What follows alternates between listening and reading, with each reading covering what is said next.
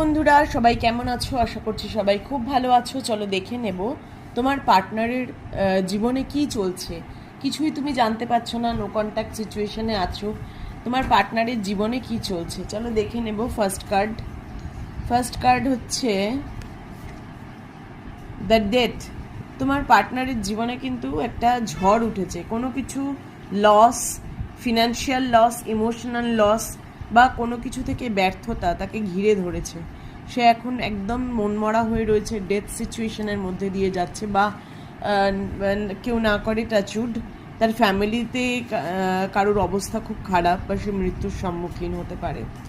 দেন next message দেখব, 8 of কয়েন্সের energy বলছে তোমার পার্টনার কিন্তু এখন পুরোপুরি ফোকাস করতে চাইছে তার এই মানে স্টেবিলিটিতে, তার মানিটারি ফোকাস থাকতে চাইছে।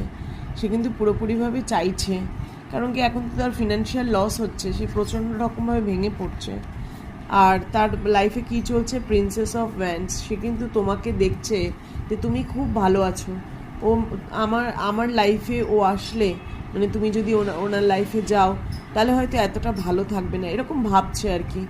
যে না, আমি ওকে কী বা দিতে পারি, এইরকম আমার লাইফের অবস্থা, এত প্রবলেম, ও এসে তো আমার কাছে সুখী হবে না, আমার কাছে ভালো থাকবে না। তার থেকে ও নিজের মতো আছে, নিজের রাজত্বে আছে, রানী হয়ে আছে, ও ভালো থাকুক, আমি দূর থেকেই ওকে দেখবো, এইরকম একটা এনার্জি তোমাকে কুইন অফ ওয়ান্ডসের এনার্জিতে দেখছে। অ্যাকচুয়ালি ও চাইছে এই রিলেশনশিপটাকে নতুন করে শুরু করতে, কিন্তু পারছে না। ওর কোথাও একটা বাইরে যাওয়ার যদি কথা হয়ে থাকে সেটাও কথা হচ্ছে, ও ভাবছে এমনিই তো আমি দূরে চলে যাব, আর নতুন করে কেন শুরু করতে যাব। কিন্তু মনে মনে চাইছে যে তোমার সাথে শুরু করলে তোমাকে নিয়ে সে বাইরে চলে যেতে পারবে, ঠিক আছে? তাহলে এই ঝামেলাগুলো হয়তো লাইফে আর আসবে না। 8 অফ সোর্ডস, সে কিন্তু পুরোপুরিভাবে ভেঙে পড়েছে এবং নিজের যে নেগেটিভ থিঙ্কিং দিয়ে নিজেকে বেঁধে রাখছে।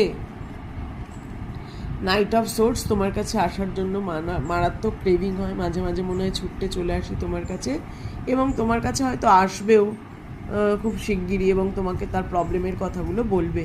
Please claim this energy and give thank you to universe. Thank you universe.